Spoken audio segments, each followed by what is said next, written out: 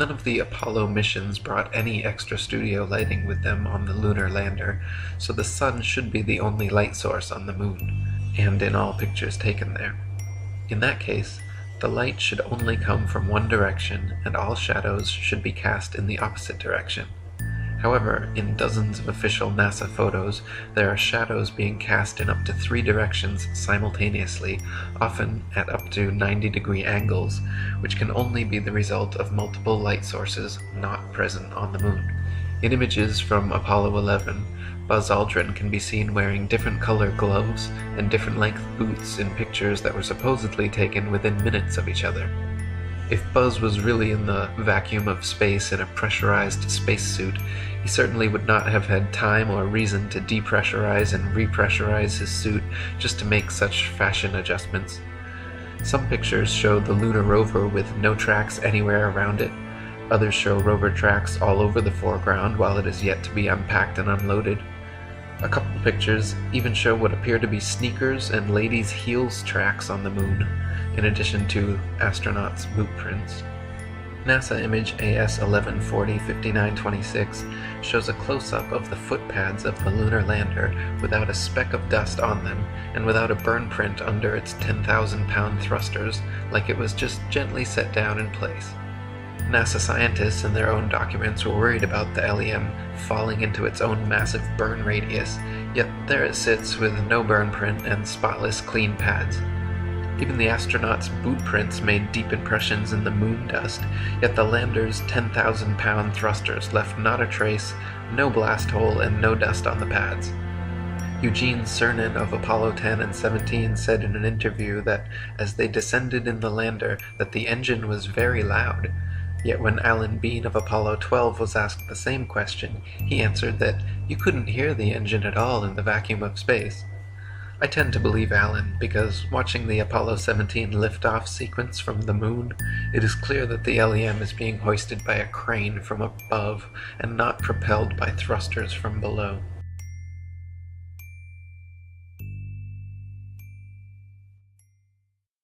I'd go to the moon in a nanosecond. The problem is we don't have the technology to do that anymore. We used to, but we destroyed that technology, and it's a painful process to build it back again.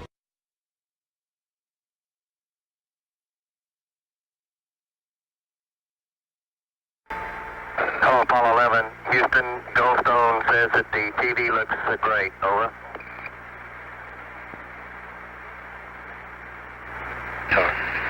Okay, Roger. We're coming in on Earth. We can see the oceans with a definite blue cast. See white bands of major cloud formations across the Earth.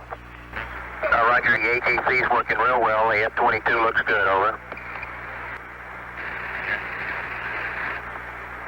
Hello, Apollo 11, Houston, did you copy? Over. Roger, you copied that, Charlie. Roger, your transmissions the last couple of times have been about 2 by. Over. Okay, how do you read me now? Right, you're 5 by now.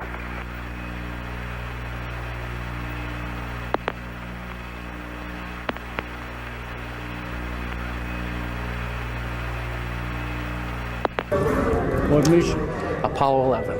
Yes. And the photography is being forged in the mission.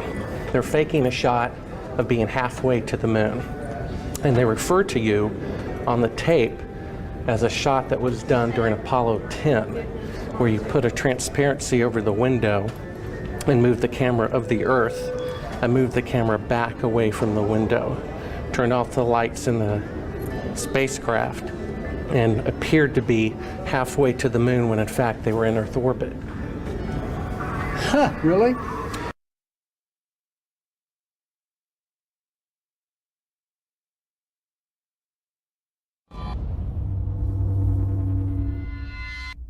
As we get further away from Earth, we'll pass through the Van Allen belts, an area of dangerous radiation. Radiation like this could harm the guidance systems, onboard computers, or other electronics on Orion. Naturally, we have to pass through this danger zone twice, once up and once back. But Orion has protection. Shielding will be put to the test as the vehicle cuts through the waves of radiation. Sensors aboard will record radiation levels for scientists to study. We must solve these challenges before we send people through this region of space. We must solve these challenges before we send people through this region of space. We must solve these challenges before we send people through this region of space. Any ill effects from the Van Allen radiation belts? No, now I'm not sure we went far enough out to encounter the Van Allen radiation belt. Maybe we did.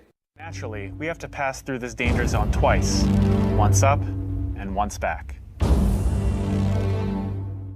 I don't know the distance to the Van Allen radiation belt, and if we did, it wasn't a problem. The belts are 1,000 miles to 25,000 miles above the Earth. Then we went right out through them. No effects on your cells? We didn't even know it. I don't think anybody, well, maybe somebody said you went through the radiation belt, but we didn't feel it inside, and we didn't get any, added radiation.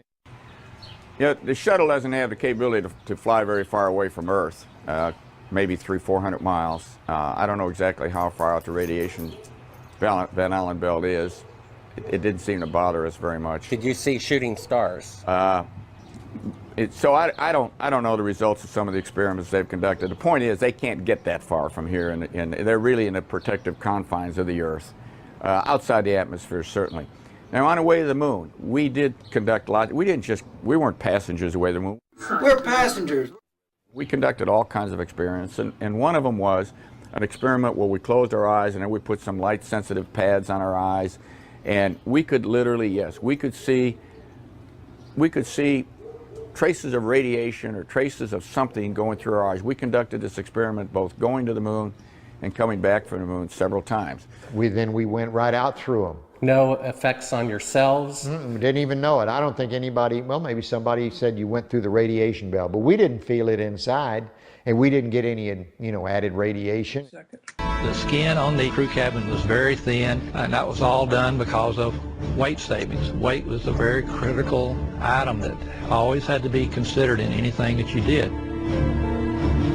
If you really took your finger and poked hard at it, you could poke right through the outer skin of the spacecraft. It was about the thickness of 2 layers of aluminum foil. But it's the kind of thing that you were reasonably cautious that you didn't jab any pointed objects through.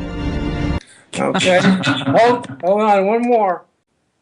The skin, the aluminum alloy skin of the crew compartment was about 12 thousandths of an inch thick. That's equivalent to about 3 layers of Reynolds wrap that you would use in the kitchen. They're trying to tell us that those guys spent 3 days in this little capsule with no climate control at all.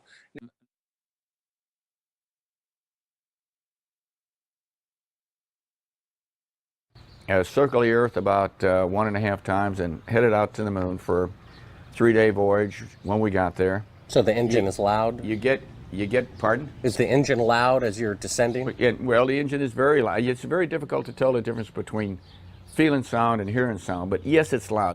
When you were in it, you couldn't hear it in the vacuum of space.